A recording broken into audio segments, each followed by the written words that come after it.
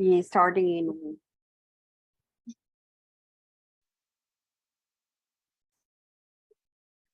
Hello, everyone. Welcome to this launch webinar, a joint event hosted by UNWomen Training Center and the United Nations Office on Drugs and Crime. Today, we are officially presenting the module 17 of the I Know Gender series, which focus on gender equality and organized crime. This event is part of the 16 Days of Activism Against Gender-Based Violence campaign. I'm Diana Lopez, and I have the pleasure and the honor to introduce the panel of speakers of today's event. First, I would like to, we will have Alicia Siefer, who is UNWomen Training Center Chief, and who will introduce the model. Over to you, Alicia. Hello, everybody. I hope that everybody can hear me well. Thank you very much, Diana. And good morning, afternoon, or evening to all who's joining from wherever you're joining. Welcome to this webinar on gender and organized crime that was produced by UNODC and the UNWomen Training Center. My name is Alicia Siefer, and as Diana said, I'm the officer in charge for the training center, for the UNWomen Training Center. The training center supports training for gender equality across UNWomen's strategic priorities. It's a great opportunity for us to be able to work together with UNODC in this newest model of the series I Know Gender on the gender dimensions of international organized crime. I Know Gender is one of our flagship gender training courses that provides training for gender equality, focusing not only on gender mainstreaming, but producing thematic specific materials available for wide audiences that are interested on gender equality and the empowerment of women. I Know Gender provides information available in different languages, is constantly updated, reflecting the ever-changing nature of the gender equality approach, responding to emerging paradigms and offering demanded information, which is, of course, a great fortune for having a growing audience for demanding training for gender equality. This module is a result of a partnership with UNODC, the agency with expertise on this mandate. The intersection between gender and international organized crime is highly required in all areas of intervention, research, policy, enforcement, and judicial practice. This joint effort builds better and updated bridges throughout this kind of trainings, open to different audiences. On the I Know Gender, I would like to mention that only in 2021, there were 38 new participants taking the course out of a total of 185,000 users of the online modules, of all online modules that the training center has available. It has been estimated that there were nearly 80,000 enrollment in the different courses, and 85% of this 80,000 enrollment was only in the different modules of the I Know Gender. The I Know Gender series also has a module that is focused on violence against women and girls, which aims to develop awareness and understanding of gender equality and women's empowerment as a first step towards behavioral change and the integration of a gender equality perspective into the everyday work on different areas such as education, political participation, emergencies, peace and security, and the like. These kind of trainings are a powerful tool also in the context of the campaign to eliminate all forms of violence against women and girls. In this context, and in the context of the 16 days of global activism to end violence against women and girls, is that we are holding this event today. I wanted to mention that also we will soon be releasing an updated module of module 6 on ending violence against women. And I also wanted to mention that the I Know Gender is one of the trainings that is mandatory for all UN systems I mean, that all the UN agencies have to have a training on gender equality and women's empowerment, and this is one of the key offers of the UN system in that sense. The UN Women Training Center has in this way provided this service and product to the system. So training for gender equality is seen as a key tool on fighting gender prejudgments and stereotypes ever present on common strategies of prevention, investigation, attention, and prosecution of international organized crime. Thus, it includes the module also includes a view on masculinities and its role on this type of crime. We have the honor and pleasure to have worked together with UNODC to create this module 17 of the series I Know Gender.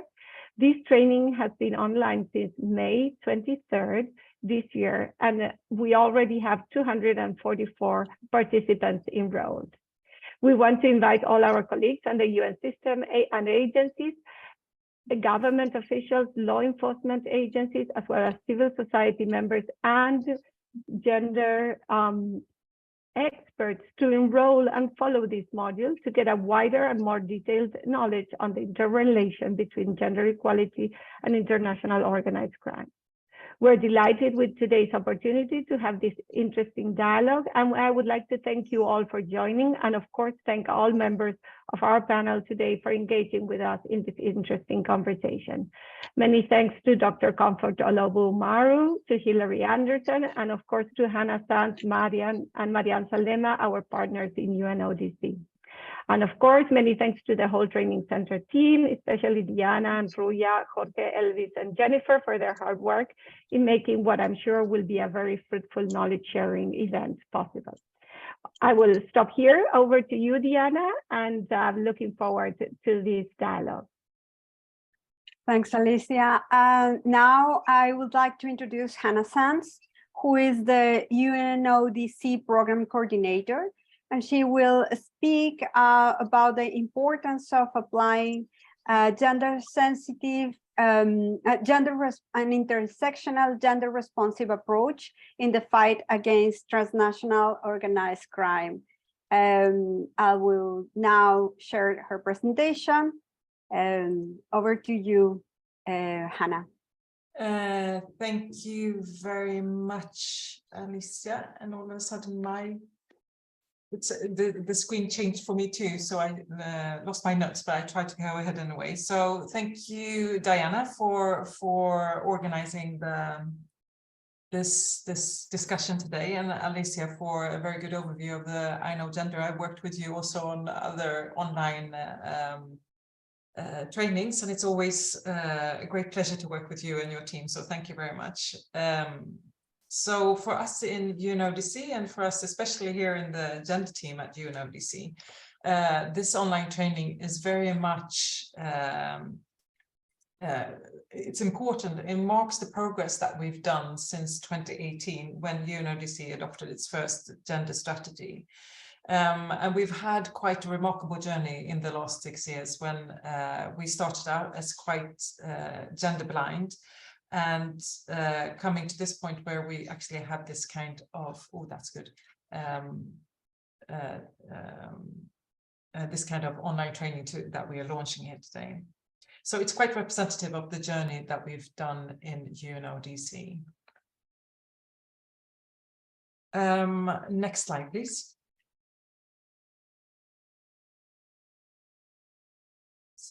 So in this presentation, hopefully I will be short. I will try to keep it short.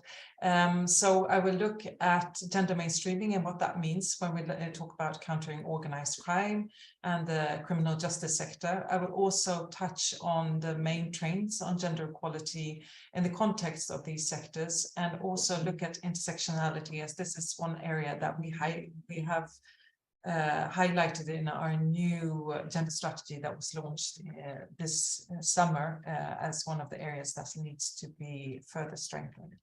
Next slide, please.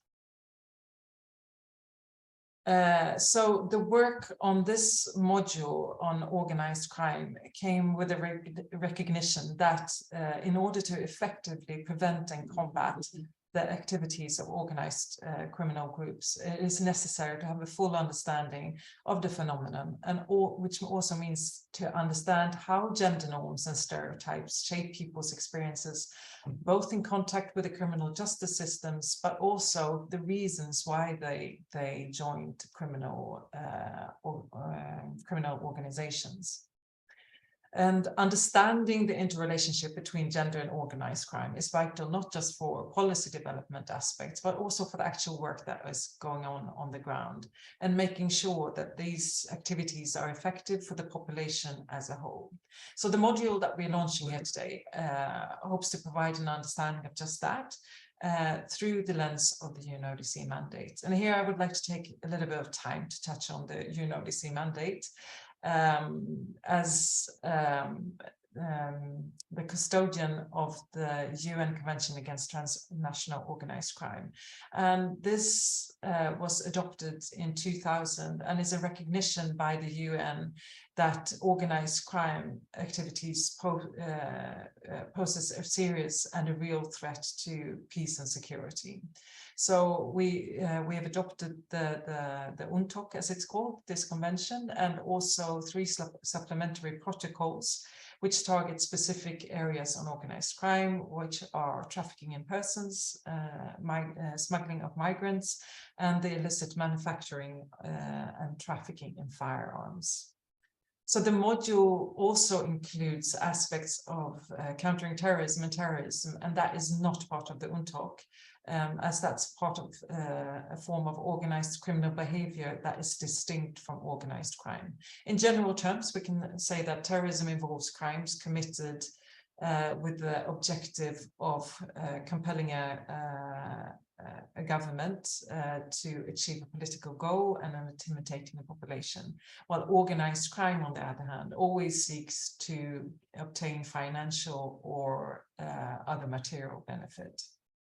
But remember, the divisions are never as nice and clear as we like to have it in our resolution and conventions and the works that we do. It's not as clear-cut as that. Of course, the activities of organized crime groups and terrorists overlap. And for instance, when terrorist groups use drug trafficking or money laundering to fund their activities. Next slide, please. So for to look at the phenomenon of organized crime in a comprehensive manner, we need to identify and analyze how gender bias operates and how we can make women and men, boys and girls, and people of all genders, their experience visible to understand the multifaceted manifestations and consequences to prevent and combat organized crime.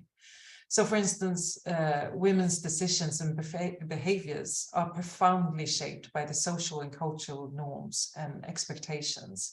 And so, of course, are men's behaviors. And we need to understand these factors. For instance, by applying a gender lens, we move away from simplistic solutions looking at women only as victims of organized crime and men as perpetrators. Women's involvement in organized crime can take many forms, ranging from organizers, leaders, traffickers, and recruiters in organized crime. Similarly, the reasons for male engagement and behaviors need also to be understood in order to shape the policies and practices that we have to combat organized crime. So looking at unequal gender power relations can help us to understand how gender influences different people's experiences in relation to organized crime, the extent to which gender shapes people's roles in organized criminal groups.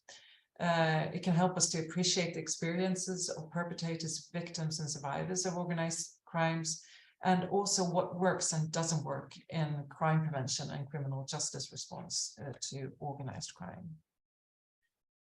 So that means that effective results in combating organized crime will only be possible if legislation and policies and practices use the gender lens that illuminates the many roles and experiences that women and men, girls and boys, and people of all genders have with organized crime, be it as perpetrators, suspects, accused, or offenders. And to understand that these are often not, as well, waterproof categories, that they often also bleed into each other. We also need to recognize that crime prevention and criminal justice actors such as police officers, legal practitioners, prosecutors, and judges are also affected by gender bias and the gender stereotypes and the gender roles that they're expected to play. And this affects the way that they undertake their tasks. So the composition of the criminal justice workforce has an impact on the treatment of individuals who come into contact with the criminal justice system, whether as accused, offenders, victims, or witnesses. According to a UNODC study that we made, the percentage of female police officers across countries that we studied varies between 3% to 33%. And in another study that UNWomen did, shows that in order to have a real impact, you actually need at least 33% of staff to be of the other sex or gender. So that's the only way that we can reach real transformative change in these institutions as well. Next slide, please. So these, what we've noticed with excitement in the gender team is that when we've adopted this gender lens in the work of the UNODC, we have seen new sort of new areas opening up for work for that we work on as UNODC. So it makes it so we understand the impact better of gender on criminal justice and organized crime. And it has opened up quite a few areas, such as drug trafficking, which has long been seen as a male issue, as I think men are 2 to 3 times more likely to use illicit substances than women, and therefore they are focused on and often forgotten the women. When it comes to cybercrime, we find that women are subjected disproportionately to some certain forms of cybercrime, such as cyberstalking and harassment, for instance, which is also very much bound to the regions where they are. I can say that next week we have a meeting here, a workshop here in UNODC, looking at cybercrime and female professionals in those areas and anti-money laundering, that we also are happy to share the outcomes of that workshop. Then it also affects the crime of the environment. We see that women and men take different roles when it comes to natural resources based on the gender stereotypes that they have and the gender roles that exist in society. So they use the natural resources differently.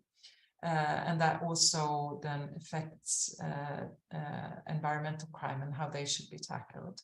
Maritime crime and piracy is another such area where for instance, illegal and unregulated fishing is traditionally a male occupation.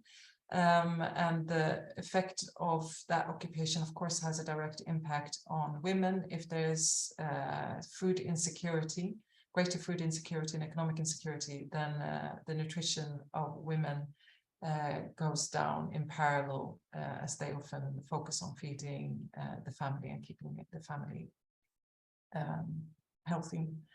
And when looking at falsified medical products, there's also an assumption that women are more vulnerable to falsification of falsified medical products, as women are more likely than men to misuse prescription drugs, particularly prescription opioids and tranquilizers. Next slide, please. So it's clear that when designing interventions focused on preventing organized crime or appropriate criminal justice responses, it's important to consider also how intersectionality impacts that person's individual experience. So what does that mean? In addition to us using a gender lens to capture and explain why women and men are perpetrators or victims of organized crime, factors such as race, ethnicity, religion, class, disability, sexual orientation, family status should also be considered, as these are important to understand social ties and also a history of discrimination or exclusion from socioeconomic opportunities that might force them down, for instance, the path of joining a criminal organization. So that means that we should recognize that individuals can be impacted by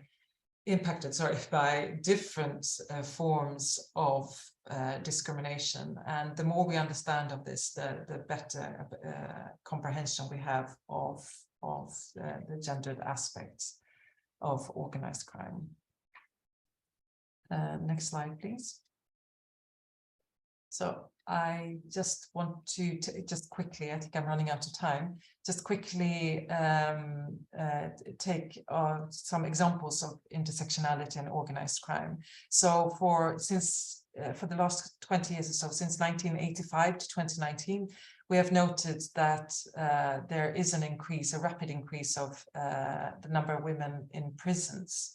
And this is largely attributed to drug offenses. So for instance, the United States had a 216% increase of women drug arrests between 1985 to 2019, and compared to 48% to men. And in Latin America, drug offenses constitute one of the main causes for overcrowded in prisons and the first or second cause of female incarceration. And when looking at intersectional elements that I mentioned before, such as poverty or discrimination, these are, for instance, explanations why women enter the drug trade, and also men, of course, and as well as sustaining their own drug consumption and being part of trafficking networks, being trafficked themselves. So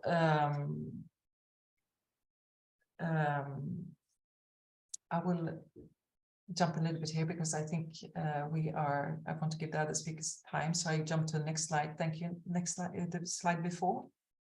And the previous slide, please. Yes. So some factors to just simplify the why we should look at gender mainstreaming aspects in organized crime. So we should ask, who makes the criminal laws? Who enforces the criminal laws? And this goes all down to women's participation in policymaking. What evidence do they draw on, and who is consulted? What is the gender composition of criminal justice agencies? What is the gender selectivity of searches and arrests for drugs? And is there any gender bias in pretrial detention and sentencing? And is there gender disaggregated data on the various things that we have discussed? So these are simple entry points for gender analysis that we hope to offer through this module. And as Alicia said, next slide, please, the module is open to all UNODC staff, UN staff, sorry, and general public and external partners. So I hope this online training serves as an inspiration for you to include gender in your work in these areas. So thank you very much. Back to you, Diana. Well, thank you, Hannah. It's been enlightening and very interesting to have this presentation. And I would like to touch upon one of the facts that you have introduced, just to give it the floor to the next presenter. And it's the fact that there are so many women incarcerated due to drugs and trafficking in drugs and small amounts. Therefore, I would like today to introduce two presenters and two practitioners whose work has focused on these matters. Today with us, it's Hilary Henderson, Senior Gender Specialist at the Inter-American Commission of Women in the Organization of American States. and a member of the Working Group on Women and Drug Policy, who will be talking about the regional perspective on women incarcerated in Americas. Before giving her the screen, I'd like to invite you all to type your questions or comments in the question and answers box. Thank you. Over to you, Hilary. Thanks very much, Deanna. Good morning, everyone. And thank you to UNODC and to UNWomen as well for the invitation to join you this morning. From the OAS and the part of the OAS that I work in, which is the Inter-American Commission of Women, a special congratulations on the launch of this module. We've been addressing the issue of gender and drug policy from the OAS for, I would say, almost 10 years now. And there's been a growing demand for sort of a basic introductory module on the topic. So I'm really pleased to see that in addressing the issue of organized crime, you have included a special focus on drug policy, because in terms of women's incarceration, it is particularly relevant. And I think it'll be a really useful resource for the region. And in that sense, because we're from the Americas, I'm also looking forward to the launch of the Spanish language version, which I understand is forthcoming in the next few months. So as I said, since 2013, and in the context of a number of commitments adopted both in the framework of the United Nations and the Organization of American States, we've been investigating the situation of women drug policies and incarceration in the region, specifically with a view to making the issue more visible, beginning at the 43rd session of the OAS General Assembly, which was held in 2014 in Guatemala, and had as its central theme for a comprehensive policy against the world drug problem in the Americas. So from that research, I think three specific realities have become clearer to us, in recent years. And before I discuss those three realities, however, I do want to highlight that one of our main issues from a policymaking perspective is still a lack of good data. So when we began this work a decade ago, we had very little on which to base policy recommendations beyond a few sort of isolated case studies of women in incarceration.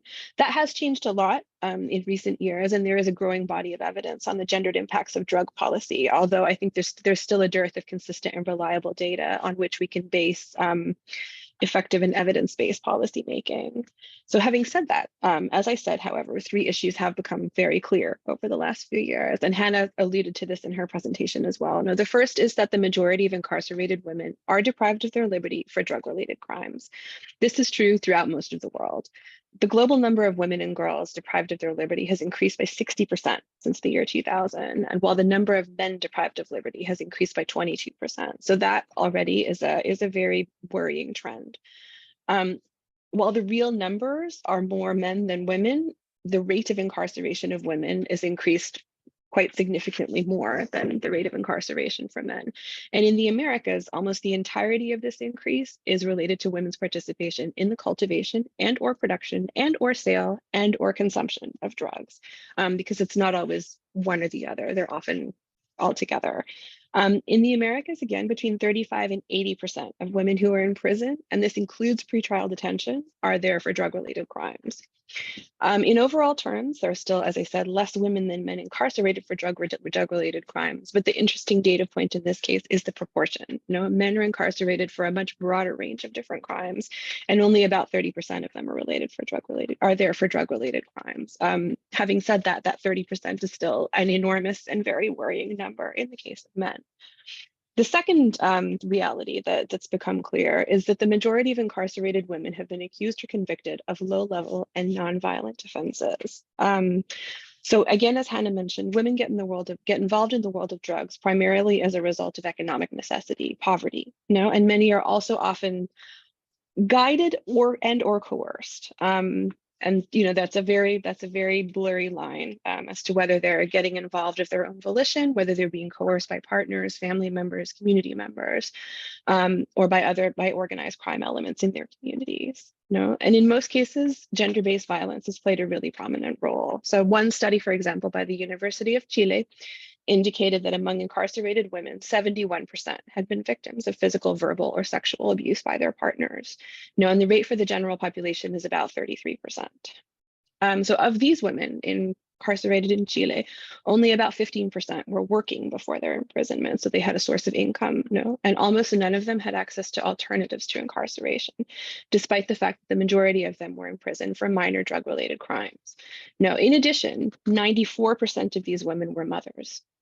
No, so by and large, women participate in the world of drugs as drug mules, as micro traffickers, small scale vendors, or they're caught trying to smuggle drugs into men's prisons, no, either for male partners or other family members. And rarely are these crimes violent in nature.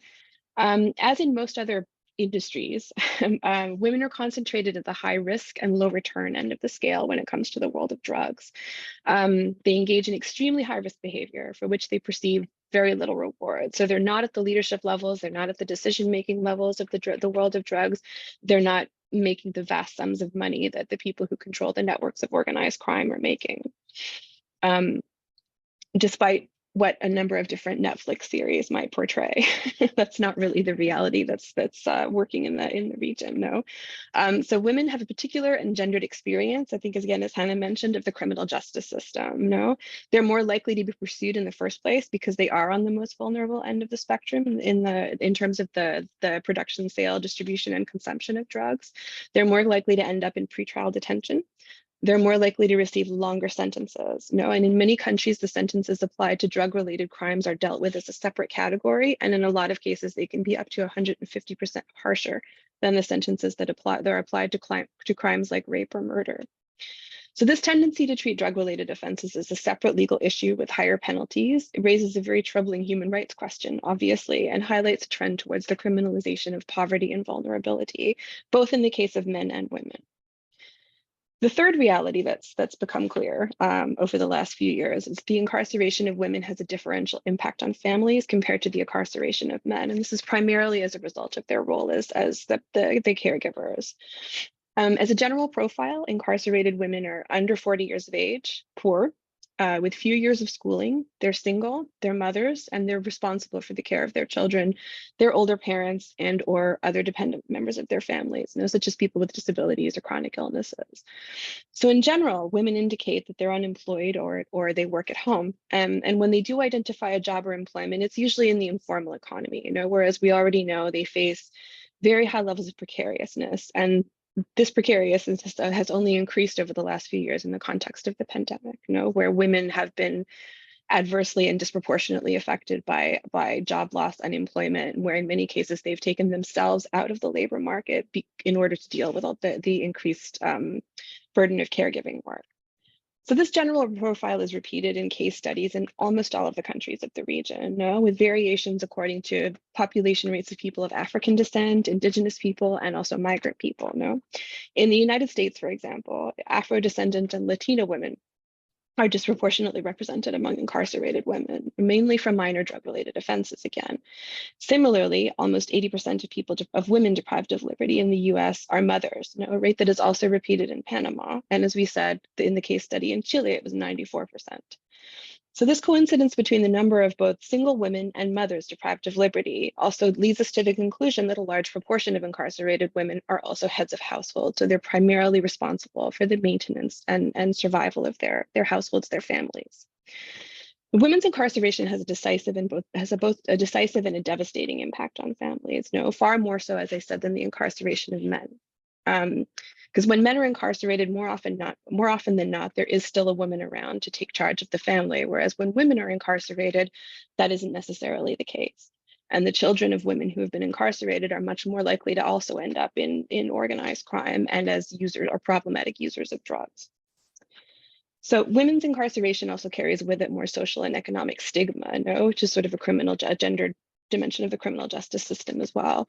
It makes it more difficult for them to reintegrate following incarceration because they have sort of transgressed the gender roles and stereotypes, that we assign to women, and that women in conflict with the law that often face this social stigmatization when they get out of prison and are trying to reintegrate into society.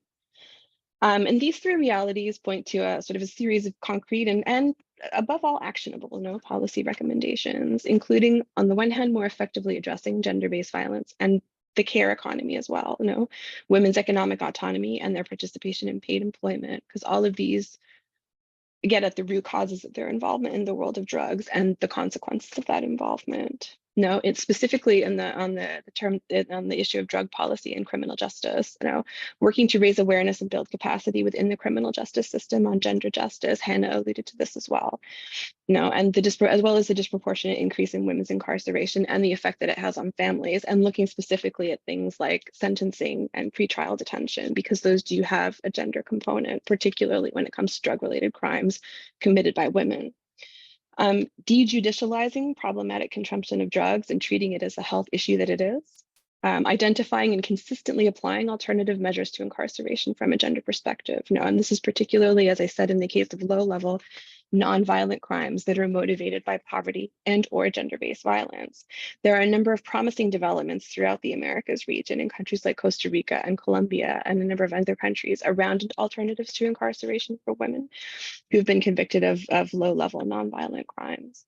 And these are, in that sense, connecting these alternatives to incarceration with either finishing school or job or other employment training. They can provide women with the skills that they need to obtain decent employment and to increase their economic autonomy, as well as they should also be connected to community and social integration spaces and physical and mental health services in order to ensure a more comprehensive approach to women that for whatever reason have ended up in conflict with the law, to ensure that reintegration is possible, and it also lowers rates of recidivism. I will stop there, because I don't want to go over my time, but I'm happy to answer questions in the chat, including in Spanish, because I think a couple of people were asking about interpretation.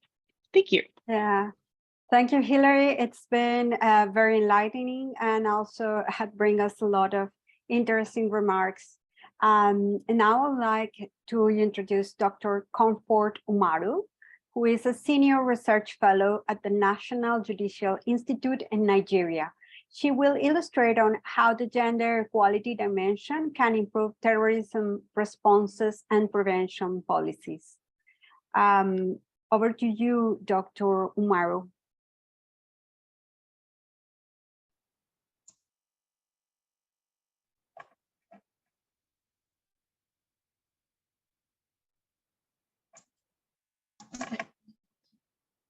Hi, Diana. Can you hear me?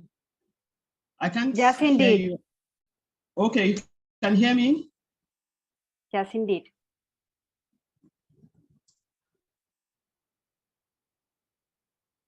Now I cannot hear you. Okay, can you hear me now? Yes, yes. I have your presentation. Okay. Oh, okay, thank you. Hello, everyone. I'm Comfort Umaru from the National Judicial Institute in Nigeria. I'm a senior research fellow. And in the next 10 minutes, I want to quickly go through a compressed version of what's been done in the last 4 years as a local counterpart, partnering with the UNODC office here in Nigeria. So here's the Nigerian perspective. Can I see the next slide, please? Okay, this is how I start my training sessions.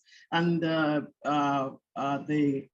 cartoon by the Peruvian artist Carlin on meritocracy. So it's 2 pictures I put side by side in comparison. And this came about with the training of the National Association of Women Judges in Nigeria, and how I needed, in trying to bring in talks on how to relate with the people who are on the other end of the social ladder, and to them being the decision maker and the kind of social structures which they occupy. So it was necessary for illustration for them. And it was interesting to see that even at that high level as judges in Nigeria, they could relate to the pictures, either the meritocracy or the picture on the right of the local rural women. And the interesting thing about the 2 pictures is the fact that about the gender roles is that they're doing basically the same thing with just a small difference, the level of income of the person on the left and their educational status and maybe their choices in life, if you can say that. So that's how I start the training session, to get people to relate better with the plight of the people who are mostly affected, which is most likely the woman on the right. So next slide, please, Diana. Okay, so 2019 to present, with the launch of the training module in December 2019 on gender dimensions of criminal justice response to terrorism, the first set of people to benefit from the training was the National Association of Women Judges, and it covered all zones, but a little bit of observation came in was it was a room full of women and they agreed with every single thing that was being presented. And I said, yes, this is a high percentage of women are now judges in Nigeria, but mostly towards the southern part of the country. But in the northern part of the country where terrorism and all the conflicts are happening, the higher up to the north you go, the less the number of judges you get. So it was necessary to say, okay, bring in more judges, this time the male judges, to get trained along gender lines. So the gender dimension segment was stretched to for training for judges of the Federal High Court, and their own jurisdiction is mainly terrorism and organized crimes, from drug-related offenses, maritime, and everything else that's it's going to come into this new module being launched today.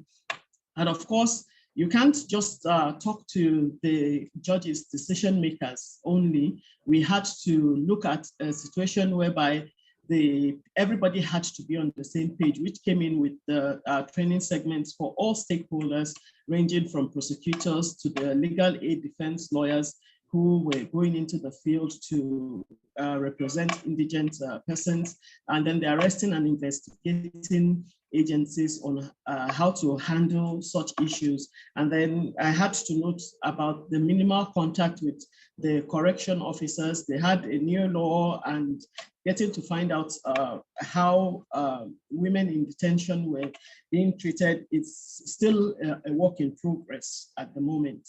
So gender and organized crime, the next slide, please. Diana, next slide. Okay, thank you. Terrorism, of course, we all know affects women disproportionately, women and girls, and the leading terrorist group and all the other offshoots from the terrorist organization took a different turn. And we always say that Nigerians, we like to be a bit extra. So we went the extra mile with the way the Boko Haram group went in with using young girls as suicide bombers, which was on their own parts, knowing that young girls with the mode of dress, full covering and all, were not easily subjected to search at security checkpoints, because most formations didn't have women at the front. So if women went unchecked, little girls usually go unnoticed. So they became the prime candidates to be used as suicide bombers. Of course, the human trafficking offenses, for which the country had to set up a whole agency to combat, with the trail traveling through North Africa and right into Europe, which of course affected women the most. Of course, there was sexual assault, molestation, rape cases, especially during the pandemic lockdown, which reached such an epic proportion that all the 36 states of the country had to call in a meeting to have a state of emergency declared for sexual and gender-based violence during the pandemic lockdown, a number that reads towards 60% in increase. And then, of course, drug-related offenses, kidnapping, and then we've had issues with banditry and the many gender aspects. The people that bandits and other people like to kidnap are women, because of the role that they will play to help them keep the camps and do the cooking and other kind of forced labors. And then the laws and remedies, which have remained gender neutral while the offenses are not. And to note on this particular point is the Terrorism Prevention Act of 2022 here in Nigeria, which was passed in May. And the way the law was done was to make being a perpetrator very easy. The definition of the crimes were so wide that almost every act is a terrorist offense. But the way it's also drafted is that very easy to be a perpetrator and quite impossible to be a victim. So, of course, the correctional services for women and girls have remained an afterthought. A lot of holding centers just have something like a small barrier than having what do you call it? Separate buildings and separate facilities commissioned for women and girls. So next slide.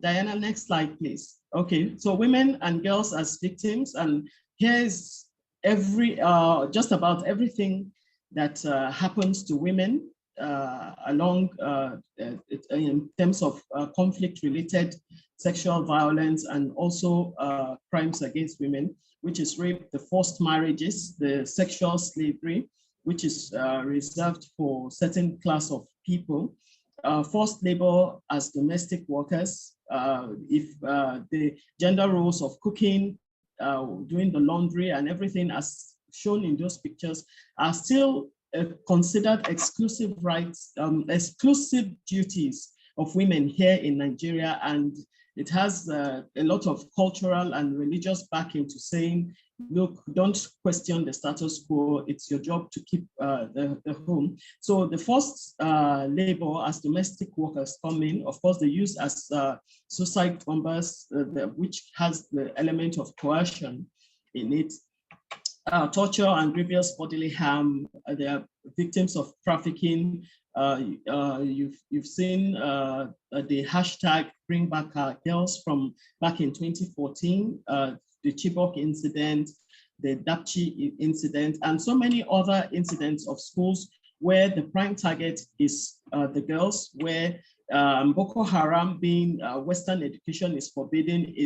We don't want girls going to school. So it's any school that have girls in them, those are their prime targets most of the time. So most of them who've been kidnapped have been trafficked over the years. And then, of course, we've had issues with the displacement. A huge chunk of the population in northeastern Nigeria live in IDP camps, and the loss of lives and livelihoods. It's important to note that a lot of the subsistence farming and farmlands used to be in the hands of women who did a lot of the farming, and they lost all that livelihood. So we've had all the cases since the sexual assault referral centers were opened in those regions, and the cases have come pouring in all the affected areas, and in other parts of the country, the numbers are quite high and quite scary. Next slide, Diana.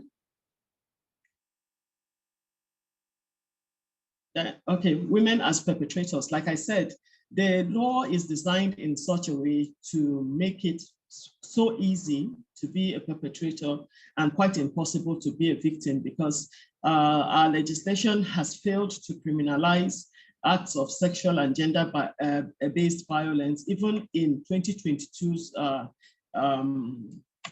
amendment that was done. So all the roles that women have played over the years are here listed. So next slide, Diana. My 10 minutes is up. I'll run through quickly our major challenges here in Nigeria, which is the legislation. The state actors would work better. Those who have been in the classrooms with during training sessions would be able to work better if the legislation was firmly on their side. We are grasping at straws. The prosecutors would be able to draft charges on sexual and gender-based violence if they had proper legislation actually criminalizing it in the context of terrorism, in the context of conflict. And the legislation, even though the country has ratified the Rome Statute, but we've failed to domesticate and make it part of our laws. So while we are committed to the ICC, we are, in terms of legislation, not doing so much right now, but I'd like to acknowledge the effort of the UNODC office in Nigeria for all the background work being done in their engagement with the Nigerian legislation. And of course, I have to mention the fact that less than 8% of Nigerian legislatures are women. So it's quite impossible to get laws passed, whether it's the equality bill, laws that effectively criminalize acts against women. It's always quite unclear. If you have to act as a prosecutor, you know you're not working with a very good law in your hands. Then drafting criminal charges is fraught with numerous loopholes, other forms of organized crimes, and then considering gender parity in personnel that handle cases. Most of the time, a lot of the agencies, they're making quite an effort to make sure that there are more people on the front these days. But for a lot of the police formations in the different states, the gender units, yes, there's a gender unit, but it's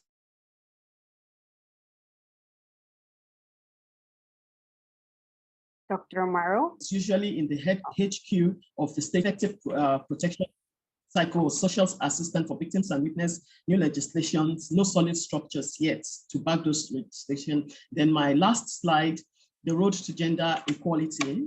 Okay, the weight is still mostly carried by civil society organizations and NGOs and international partnership programs with UNODC leading the charge on this. And then the training programs and capacity buildings on mainstreaming gender and gender responsive programming, which is actively funded by international partners and carried out by UNODC and other UN organizations in Nigeria.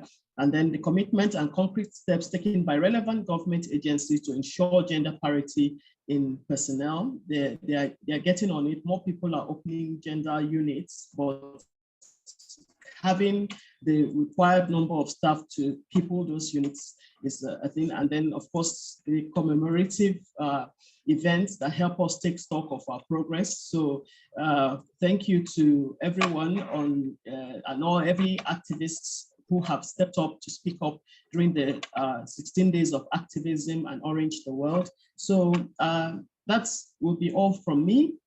Thank you very much, Diane and everyone listening.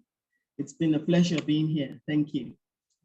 Thank you, Dr. Amaro. It has been very enlightening, and again, every of these presentations have brought us a very interesting panel on situations that we have heard from the news, but we don't have the entire knowledge in depth. And this is a great opportunity to share this knowledge and experiences. While I'm inviting everyone to share their questions in the Q&A answers, I would like to make a short presentation of a video that has been prepared. It's a video tour that is presenting the basics of the Module 17 on gender equality and organized crime.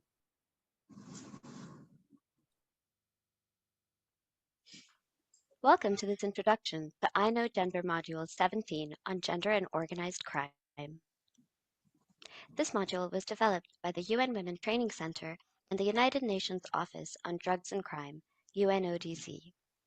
This module is the latest part of the UNWomen Training Center's I Know Gender series, part of the many courses, both free and paid, offered through the Training Center's e-learning campus. These include free modules on related topics, such as on women, peace and security, and on gender and migration. To access the course on gender and organized crime, visit the e-learning campus at trainingcenter.unwomen.org and click Login. Then log in with your details if you are an existing user, or register if you are a new learner. Once you have logged in or registered, return to the e-learning campus homepage and select Trainings. Then scroll down to the I Know Gender Module 17 in the list of trainings and click Enroll. After you have enrolled, click on My Courses in the top header bar and select IKG 17. This will open up the main course page. Now click on the icon to launch the course. The course will automatically open in a new pop-up window. On the left-hand side of the screen, you'll see the course structure laid out for you, from the introduction through to the concluding summary and the final quiz. The learning objectives for this course are to understand basic concepts related to organized crime and gender equality, to explain why gender considerations matter when we discuss organized crime, crime prevention, and the criminal justice response, to recognize how gender influences different people's experiences in relation to organized crime, and to demonstrate ways to mainstream gender into the UN's efforts to counter organized crime around the world. Now, gender concept and organized crime are the real focus of this module. It shows us how considering gender provides a more nuanced understanding of organized crime and counters common gender stereotypes. The course also demonstrates how gender norms, roles, and relations shape expectations around the perpetrators, victims, and responders to organized crime. Once you go through the module, there will be a final quiz at the end. You will need a score of 75% to pass and receive your certificate. So once you have completed the quiz successfully, return to the course page and click on the certificate option. This will generate a personalized certificate confirming that you have successfully completed I Know Gender Module 17 on gender and organized crime. Congratulations. Well, thank you, Ruya, for preparing this video. We have some questions that the public has presented. First of all, I'm going to read this one, which is quite interesting. We are a little bit short on time, but if you have 10 extra minutes, it would be great to share this question and answers. This is an anonymous participant who is requesting some information regarding issues about the Maras and their use of gender-based violence in Honduras. He or she says, it has been found that there are similarities on how armed groups defined by the IHL, an organized violence group, Maras and gangs, use gender-based violence as a weapon of war and the repertoire of violence of their economic political interests. What are your perceptions about it? Do you have any data if Maras and gangs are using gender-based violence as a repertoire of violence in other countries? I will bring this question to Hillary. Thanks, Deanna. We don't have data, but we do know that it's happening, mostly through anecdotal evidence, cases that are brought to here at the OAS, the Inter-American Commission on Human Rights, and other complaint mechanisms. So we have quite a lot of anecdotal evidence that yes, gender-based violence is being used by organized crime throughout the region. In terms of sort of a systematic documentation, no, unfortunately, we do not have a lot of data on that. But I mean, yes, in the same way that rape and other forms of sexual violence are used as a weapon of war during armed conflict, gender-based violence is being used as a weapon by organized crime elements, primarily at the community level, in order to intimidate, to control, to coerce. Yes, I mean, we do know that it's being used. We do not, unfortunately, have systematic data available on it. Yes, indeed. I will also like to respond a little bit about this.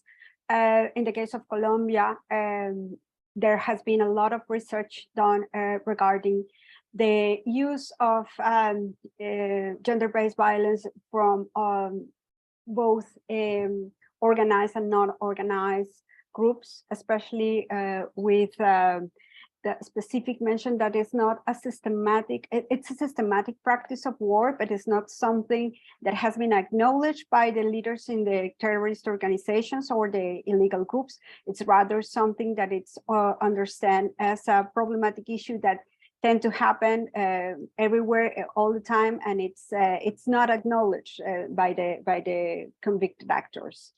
We also have a couple of other questions that have emerged in the chat.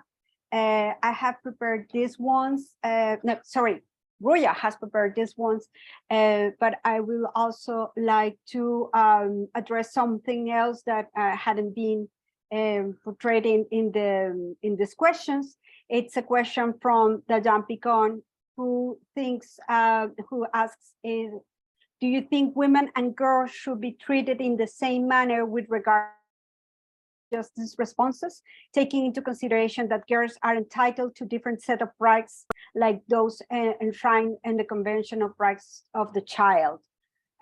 This is a question that I will direct to Dr. Umaru and then to Hilary. Okay, thank you, Diana. When I take those classes, there's a particular, there are a set of cases that I cite concerning those when women are kind of perpetrators in those cases. And that is the fact that there are cases not being prioritized. I'm speaking from my own country here. It means that they get to feel the effects of what is happening in the society against them the most. And that is, there was one of such case where a woman was arrested by the Nigerian army and sent to one of the correctional services while she was still pregnant, and she's forgotten in the correctional services for 2 years. She loses custody of her kids, her file doesn't come forward for her to be properly charged for whatever offenses she was being held for. So I always advocate that, yes, the women can commit crimes on equal basis with men, but the way the justice system should respond to them, because the gender roles that affect them makes it that they are not playing at a level playing field at any time ever, should be that they should get some priority so that they know their fate. If they're going to be sentenced, they know how long they are in for. If they are going to be let go, they should be able to get back to family life, to raising their kids. And then there's the issue of society being tougher on them than it is on the men as well. So yes, on those conventions are put in place to protect women.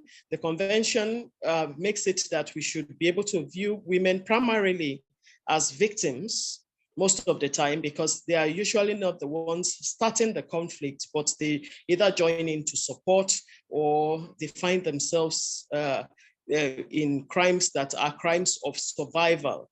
So I do think women should get some kind of special treatment, if I can say that. Okay, I hope that answers the question. Thank you, Dr. Romero. I will give the floor to Hilary. Thank you. No, I completely agree with Dr. Omaru, particularly her point about sort of children being born in prison. We have this in the Americas as well, where a significant number of the women that are in both pretrial detention and incarcerated, having been convicted of crimes, are pregnant and are giving birth to their children in prison. And the children either stay in prison with them or they're removed to the care of another family member, to a state institution. And just none of those is an ideal scenario. My point when I was speaking was that sort of women, even as perpetrators of crime, they approach that situation from a very different context. And so they require differential treatment by the criminal justice system because they're coming, as Dr. Umaru said, it's not a level playing field, right? They're coming from a differential situation. So it requires a differential approach, not necessarily because women and girls have like a different set of rights, but they face differential obstacles in terms of the full exercise of those rights. So it does require that criminal justice personnel approach the situation of women in conflict with the law from a differentiated perspective that recognizes the specific vulnerabilities that women and girls face, and that often cause them to become involved, cause them to enter into conflict with the law to begin with. Thank you, Hilary. It's been a lovely morning for me and a very interesting webinar. I would like to thank everyone, especially to all the colleagues that have supported this event and our wonderful panelists, also all the participants who share their questions and remarks in the different boxes. We hope this webinar has been of your interest, and we invite you to join the module and continue the dialogue over the community of practice. Have a nice day, everyone. I don't know if Hannah wants to say final words. No, thank you. Thank you for organizing a great webinar, and thank you for all the participants and panelists. Thank you. Have a great day. Bye. Bye.